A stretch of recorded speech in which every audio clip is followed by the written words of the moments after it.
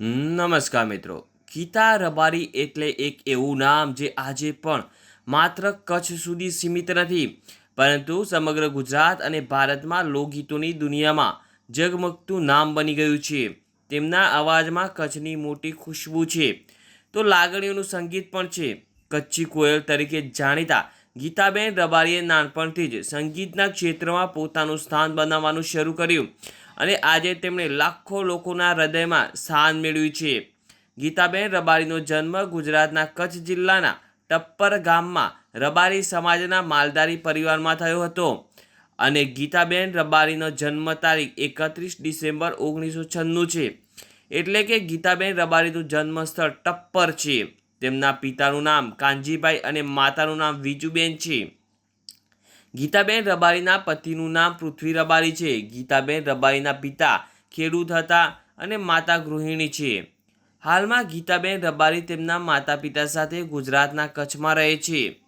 ગીતાબેન રબારીએ વધુ શિક્ષણ મેળવ્યું ન હતું, કારણ કે તેણીએ સંગીતનો સૌથી મોટો શોખ લાગ્યો હતો, તેથી તેમણીએ તેના બદલે સંગીતમાં કારકિર્દી બનાવવાનું નક્કી કર્યું।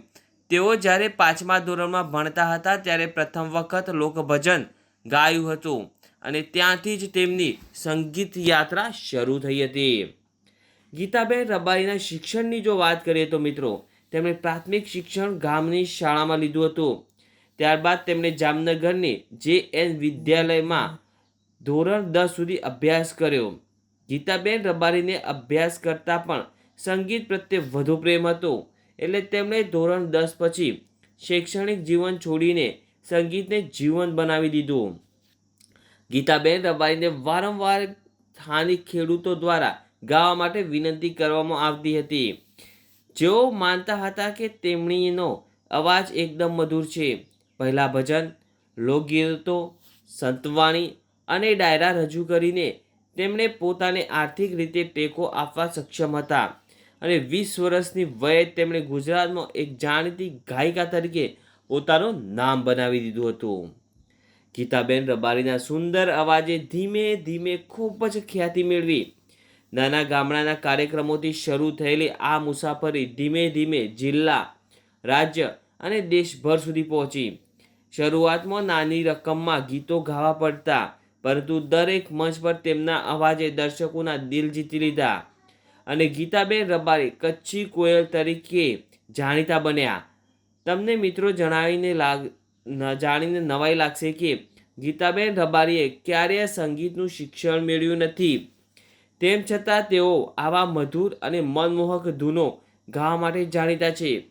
ગીતાબેન રબારીએ મોટી સફળતા મેળવી અને એક અગ્રણી ગાયક બન્યા। રોણા શેરમારે ગીત ગીતાબેન રબારી દ્વારા ગવાયેલું અને સોશિયલ મીડિયા પર રિલીઝ થનારું તેમનું પહેલું ગીત હતું અને આ ગીત એ ગીતાબેન રબારીને સંગીતની દુનિયામાં ખાસ સ્થાન મેળવ્યું છે। રાણા શેરમારે ગીત યુટ્યુબ પર લાખો વ્યૂઝ મેળવનારું પ્રથમ ગીત હતું। ગીતાબેન રબારીએ પૃથ્વી રબારી સાથે લગ્ન કર્યા છે।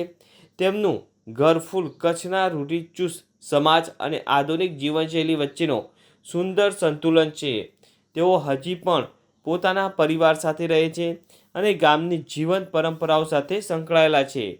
તેમના ઇન્ટરવ્યૂ મુજબ તેઓ શાંતપૂર્ણ જીવન પસંદ કરે છે અને કાર્યક્રમ પૂરો થયા બાદ સીધા પોતાના ગામમાં પાછા ફરવાનું પસંદ કરે છે। ગીતાબેન રબારીએ સાબિત કર્યું છે કે કોઈ પણ વ્યક્તિ પોતાની ઓળખ બનાવી શકે છે, જો તેમને સ્વપ્ન જોવા અને સતત મહેનત કરવાની તાકાત હોય। એક સામાન્ય ગામથી નીકળેલી છોકરી આજે ગુજરાતના અવાજ તરીકે ઓળખાય છે। તેમની સફર એક પ્રેરણાસ્ત્રોત છે, ખાસ કરીને મહિલા કલાકાર માટે। તેઓએ માત્ર ગીતો નથી ગાયા, પણ ગુજરાતની લાગણીઓને દુનિયા સુધી પહોંચાડી છે।